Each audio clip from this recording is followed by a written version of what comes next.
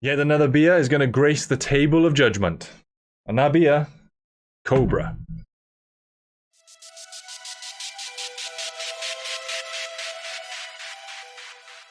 What's up guys, it's Llokii here. Welcome back to Llokii Brew Reviews.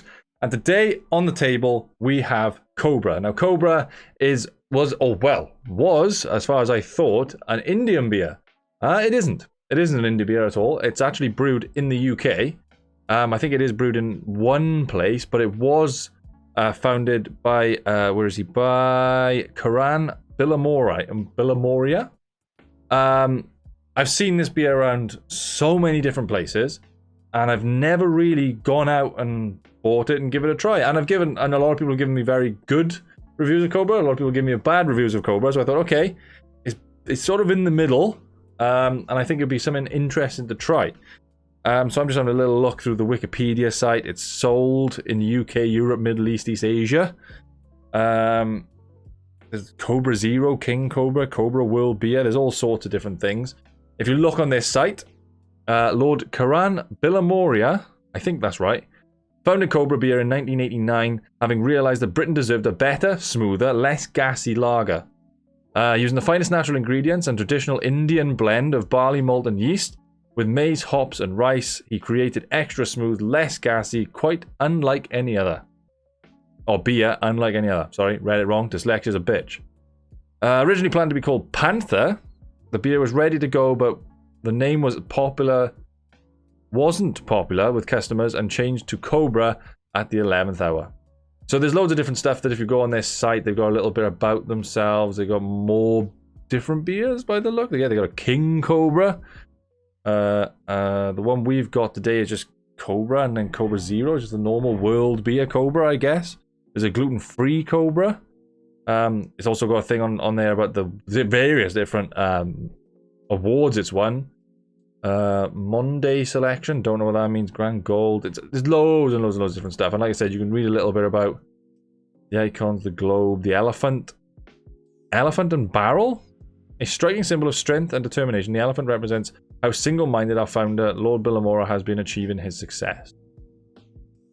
Interesting. Yeah, so there's loads of different stuff. You can go on the site. I'll link it below if you want to go and read a little bit about it. And if you're trying this along with me, which is not a bad idea, you know, if you want to try the same beers that I try at the same time, that's pretty cool. There's all different things about it. There's not actually a massive amount of information. I mean, if you want to go and pop into a, let's just say, Asda's, you can get a pack of 12 of these for £12. So it's £1 a bottle. That's not too bad. There's a lot of other different places you can get. It's quite common. It's not uncommon. They obviously have their different types of beers. And yeah, I'm excited. I gotta be honest. I never took too much time to look at the bottle because it's only ever got this yellow label on the top. But it has got, I don't know if you'll see it on the camera, if I spin it very, very slowly, an engraving in the bottle itself. It says brewed smooth, completely, no, complex recipe. So it's got like indentations on the glass, which are quite hard to see, I guess. They're not too obvious, but like I said, I've never actually paid that much attention to the bottle itself. It's actually quite intricate for a bottle, but I like it. I like it. Yeah, so I'm going to pop this puppy open. Also, I've got a new... So this is the table of judgment, as said by me. This is the new cup of judgment. I thought I'd go a bit more Viking themed, and I've had this laying around. It's okay. I've had this lying around for a while, so I thought maybe I'll use this as the new cup of judgment. Everything's going to be of judgment here. Okay. So like I said, never tried it before. I think it's probably one of the only beers, well-known beers that I've really never tried before. It's been around for a long time. Oh, well. That's not going well. I put a little bit of a head on it. I've been as gentle as I could.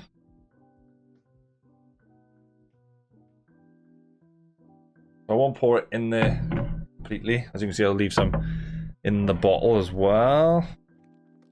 Okay. Smells really nice, really smooth. Oh, okay.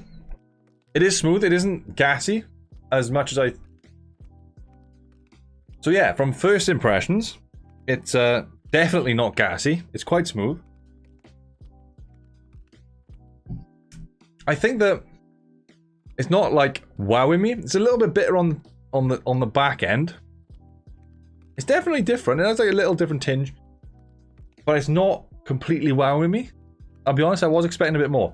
Like, they really do try and push this. It's not gassy. It is. I think it's there's 4.5% alcohol, so it's not one of the stronger beers. It's quite weak. Pretty relaxed, to be honest. So the one I've got at the moment is, I think, a 330. It's not... The one thing I don't like about the bottle, almost nothing is easy to find. So this is 620, not 330, sorry. Yeah, 330 is the small ones, right? Yeah. It's very difficult to read anything on it, because it's all in really, really small writing at the back. And, I mean, for anyone who drinks different kind of beers and tries to just different kind of beers, generally you want to have a little read about the back, maybe what's the percentage is always a good thing. But yeah, it's very small on the back for some reason. But I will say it is smooth, not very gassy, sweet to start with, a little bit bitter at the end.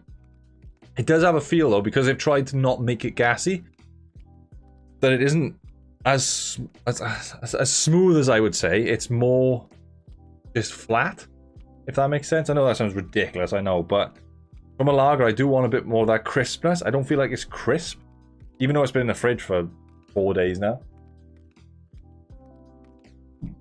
Yeah, it doesn't feel very crisp. It feels like if you took like a bog standard beer and opened it and then forgot about it for half hour. That's the sort of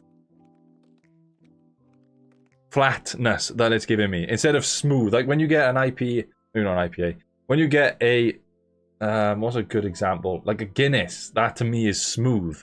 It's quite thick, it's quite creamy, smooth. This, not so much. It just kind of tastes like a flat beer. The taste is fine, I suppose, but yeah, I'm not just not wowing me that much. So its headquarters in Staffordshire.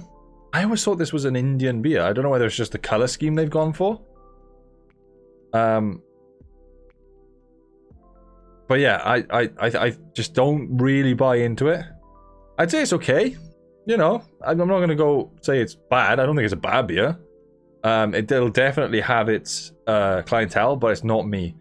So it's got on the thing. So this is just on Tesco's, right? I just googled this right now. COBRA Indian Premium Lager. Is there a difference? I don't even actually know if there is a difference. I'll be completely honest. Between some people call themselves lagers, some people call themselves beers. Does it make a massive amount of difference? Probably not. I'm interested to see this King Cobra double fermented Pilsner style. That sounds quite interesting. That sounds a bit more up my road, probably. But yeah, not a lot to say. It's a very average beer, in my opinion. Not breaking any world records. I don't think it's making it into the Valhalla-worthy brews, in my opinion. But like I said, you go out and try it yourself. You can pick this up quite easily in, well, apparently in Europe as well, but definitely in the UK you'll find it no problem. I feel like this might be nice off draft, just because I feel like it might keep some of its crispness. But as for me, I'm not completely wowed by it. I'm gonna give it, like I said, it's not bad, so I'm not gonna go like down to like 3 or 2. I think that's a bit excessive. I'm gonna give it like a 5.5 out of 10. Disappointed. Was expecting a bit more. I've always wanted to try it, but I never really got around to it. It's just not really, because it feels flat. It feels like an older beer, and I don't know.